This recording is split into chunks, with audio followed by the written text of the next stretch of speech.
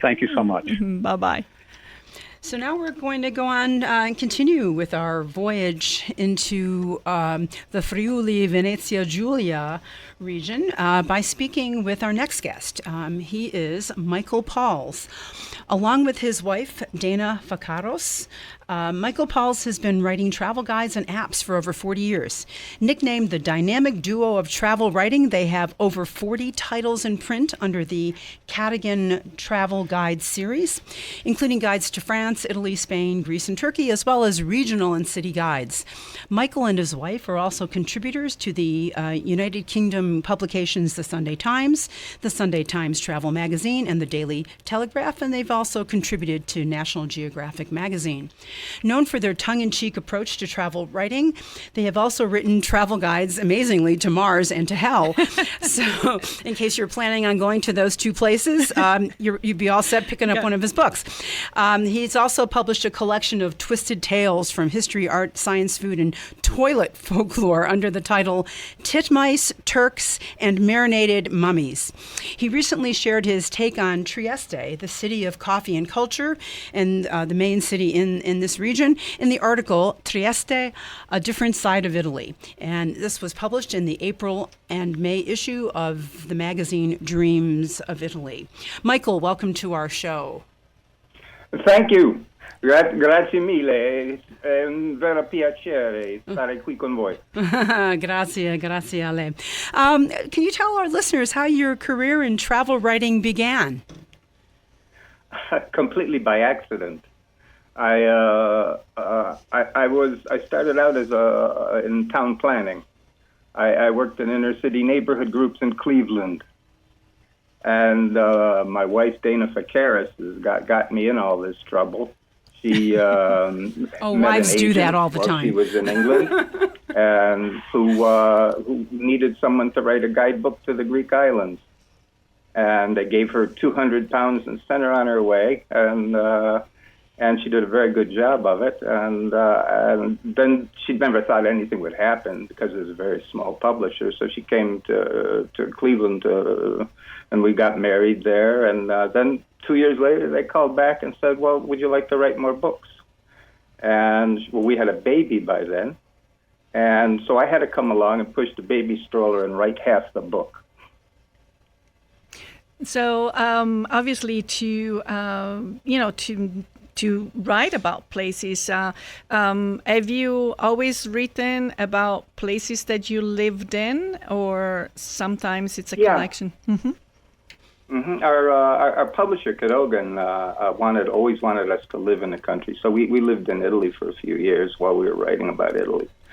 And we brought up our children there and later in France. And when we ran out of Italy, we wish there were more Italy. Let's go and do something about it. Let's create another Italy. Create another region, right? Is there any, although today's conversation is going to be focused more on Friuli in general and Trieste in the specifics, are there any other areas of Italy that you have spent time or they're on top of your list of places to go that maybe people might not know about? You know, when people ask me what my favorite place in Italy is, I tell them Ferrara. Ferrara, and they look at yes. me. They look at me as if I was strange. It's a wonderful Renaissance city. It's full of art, and there's just an air about it that I love. I know it has millions of mosquitoes and lots of fog, but if I lived in Italy, that's where I'd go. Wonderful. So you started also collaboration with Kathy McCabe of Dreams of Italy, and the article that you wrote recently in their April-May issue for the members that subscribe to the site Focus on Trieste. Before we dive into Trieste itself, could you give us an overall view of the region, where it's located, the main cities, what people can expect from Friuli Venezia Giulia, maybe where the name came from? The name came from Julius Caesar. Long ago, when the Lombards ruled that part of the world, they made their capital in a town called Forum Iuli, the market of Julius Caesar, because he founded it. And that the Forum Iuli got twisted over the centuries into Friuli. And what people can expect from the landscape that they might not find in other regions? I know that the Friuli is also famous for a lot of products that are indigenous of the area. Obviously, a wide variety of wines, and I have my usual three: the SPR, the Schioppettino, Concoglio. We have prosciutto San Daniele. We have the knives. Although it's not really. I mean, it's a man-made product. The knives, but from the landscape, what would people should expect from Friuli Venezia Giulia? Well, it's a very small region, but there's a little bit of everything in it. It's one of the places in Italy where if you really want to, you can ski and swim on the same day, because it goes up to the Alps, the Carnian Alps and the Julian Alps, and there's plains full of rich agriculture in between, and art cities, and then there's a coast with two very lovely urbane resorts, Grado and Lignano Sabbiadoro. So there's a little bit of everything. This region of Italy is quite interesting because for quite a while it really wasn't even part of Italy. Isn't that correct? Wasn't it part of the I'm going to pronounce this wrong, Austro-Hungarian Empire? Yes, it wasn't until World War I. Trieste was the only big port, well, the only port at all of this great empire. And the 18th and 19th centuries, it boomed. It became a big industrial center. It had a little bit of everything. It was the empire's window on the world. It had trading links and with just about everywhere in Asia. You could step on a boat in Trieste and go to Bombay. And how did Venice take that? Was there a competition between the two ports? Well, yeah, 1,000 years of it. The Venetians beat down Trieste when they were in their heyday, and they made sure that Trieste could never become a real rival. But Trieste got its revenge under the Austrians when they made it a free port. Which was a brilliant move. That was, we'll go way back as Emperor Karl VI who did that. And as soon as he did, goods started pouring in from all over the world, and the Austrians finally had the port that the big city that they'd always wanted. Can you comment on the influence of the Austro-Hungarian Empire on perhaps the cuisine or the culture or the how did that influence Trieste? Trieste is in the Austrian days. Trieste was in the middle of everything, and the wars and the Iron Curtain put an end to all that. But and now it's coming back to what it used to be a little bit.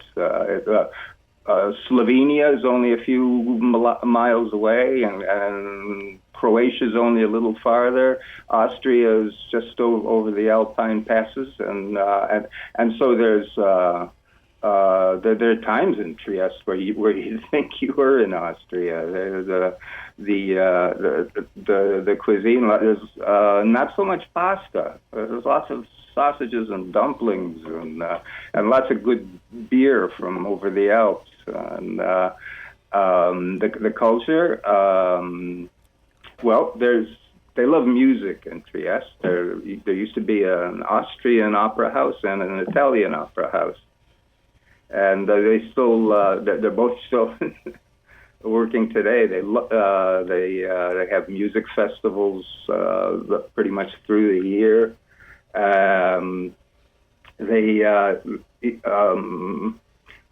like the hinterlands of the Carso, there's the plateau that's just above the city. Most of the people there are Croatian, and there's they have their traditional inns called Osmice there, where you can go and try a little Slovenian style cooking, which is pretty good, by the way. Well, we'll definitely have. I'm counting my days because this is a territory that I would like to explore during my summer vacation this year. Now, it's not a music festival, but it's definitely an event that people look forward to in October. That's the regatta, the Barcolana. Can you tell us a little bit about what happens? It seems to be a pretty big event. Mm-hmm. Yeah, people come from all over the world to sail in it. There's various events. There's various races involved in it, and most of them run right along the shore where people can see them. And there's big crowds about it, and there's lots of food and wine, as you can imagine, and everything that the Triestini need to have a good time. Illy Coffee Company is located in Trieste, and in fact, Riccardo Illy was the former CEO of the company and was previously the mayor of Trieste. We think about the coffee culture in Italy. There's also a coffee culture in Vienna, Austria. How does the coffee culture impact the city of Trieste? Well, Vienna only got its coffee from Trieste. They were, and they still are, the biggest coffee port in the world.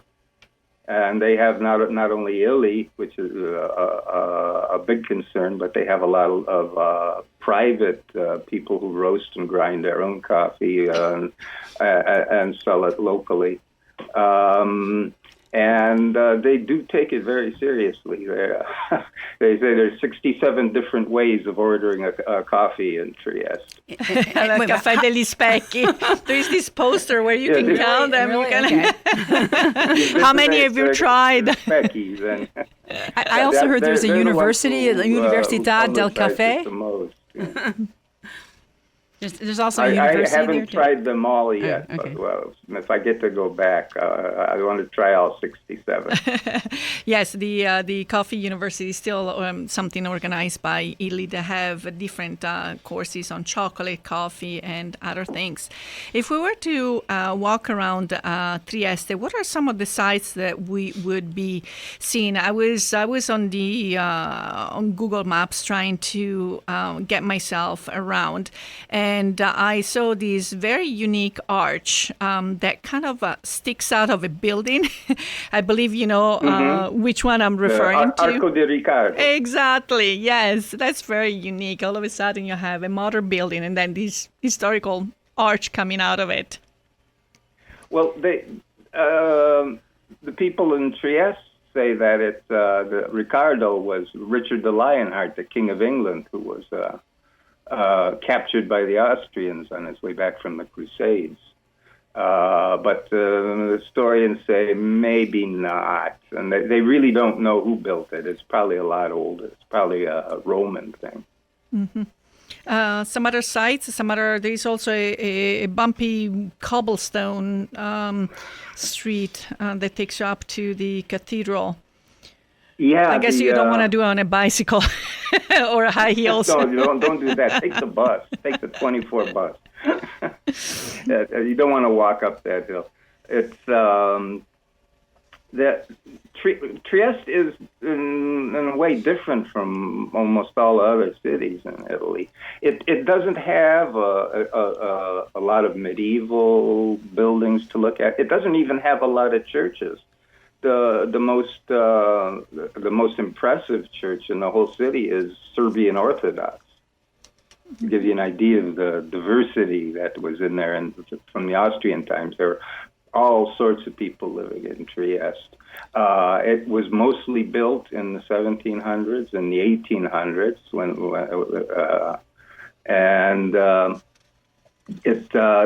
so instead of, though it has its fair share of art and museums, it's actually a city that's crazy about culture.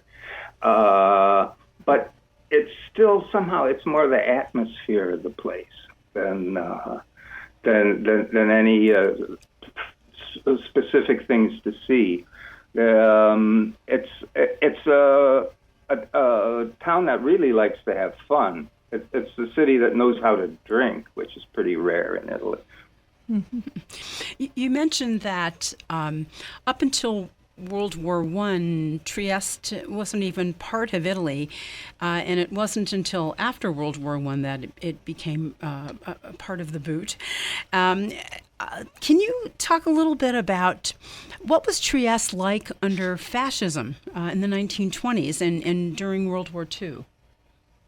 It was sad and poor, and it stayed that way until very recent, until the coming of the European Union. In fact, it was Jan Morris, the great travel writer, yes, wrote her last book about Trieste, and it's subtitled "The Meaning of Nowhere." And what she meant by that was really a place that had seen its whole reason for being taken away from it. It wasn't the empire's window on the world anymore. It was its industry started to decline. Its great shipping lines started to decline. Things were going very bad, and the bad actors, especially a certain Mr. Mussolini, took advantage on that to pit people against each other, mostly pitting the Italian part of the population against the Slovenians, and that actually Mussolini's black shirts really got their start and got their training in Trieste, beating up people that they didn't like, and in 1919, 1920, and they used what they learned there to bully the rest of Italy. Yeah, actually, it's interesting. There's a bit of infamy about Trieste. There is a place called Risiera San Saba. Can you tell us a little bit about that? Oh, yeah. It's the only Nazi extermination camp on Italian soil. It's in an old rice mill in the suburban part of town next to a supermarket. After the coup, when they arrested Mussolini and Italy pulled out of the war, the Nazis took over the whole region along with the rest of northern Italy, and a really horrible character, one of the most vicious of all the Nazis, a born Triestino, an Austrian of Austrian blood and with a Slovenian name, Odilo Globachnik. He doesn't get enough credit in history. He's one of the authors of the Holocaust. And when he was through doing his dirty work up north in Germany and Poland, they sent him down to Trieste, and it was late in the war. And he lived in a bunker. They call it the Little Berlin now. You can take a tour of it. And on the other side of town, he set up this camp, which never had a lot of people. Most of the Jews in Trieste had a very large Jewish population. They were mostly shipped up to the camps in Germany, but a lot of them lost their lives at the Risiera. And when the Allies were closing in on the city, the Nazis took it all apart and tried to hide all the evidence, but there was enough to understand what had really happened there. Among some of the people that embraced Trieste like home, we cannot not mention Joyce, also Kafka and Svevo. I'm sure the Triestini feel pretty proud about that, right, of being the home to Joyce. Mm-hmm. Yeah, there's a statue of Joyce, life-size, walking over a little bridge on the Canal Grande, Trieste has to have a Canal Grande, just like Venice. They're rivals, and he's just looks like an average man, looking sort of quizzically at you as you pass him by, and he come to teach languages with Berlitz. Yes, probably to get back. Back in 1905, and he felt right at home there. If it not for World War I, he might never have left. He had children there. He spoke to them in Triestino dialect.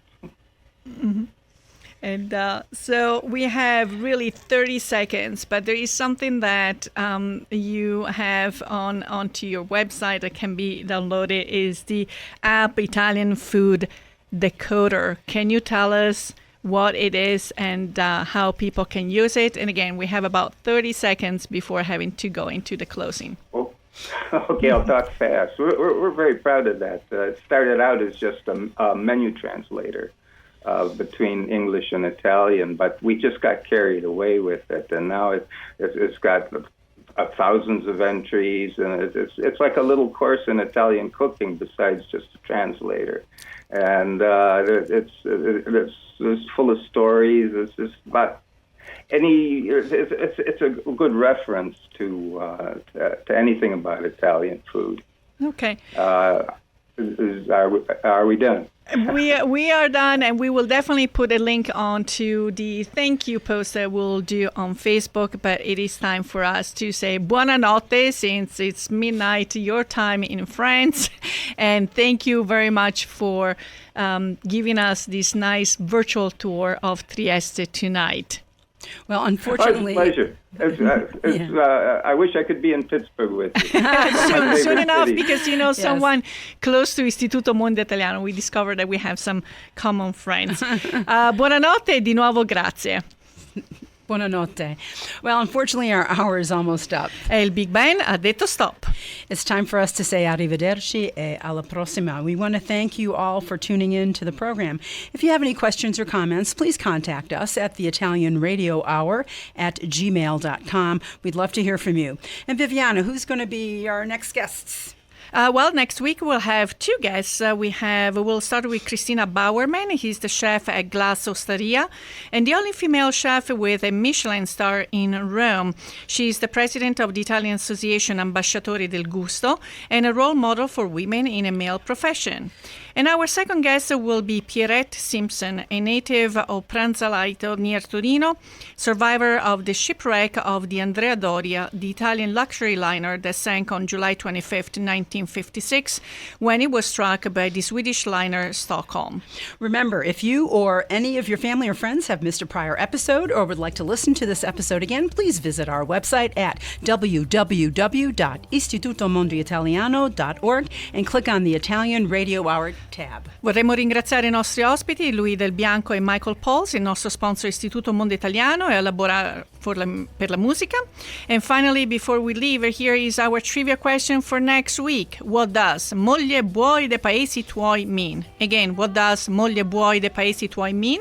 You can send your answers to the Italian Radio Hour at gmail.com. If you're not living in the Pittsburgh area or you might be out of town, remember you can catch us streaming live at khbradio.com every Thursday at 5 p.m. And be sure to like us on Instagram and Facebook at the Italian Radio Hour. Until next time, alla prossima. Ciao, ciao!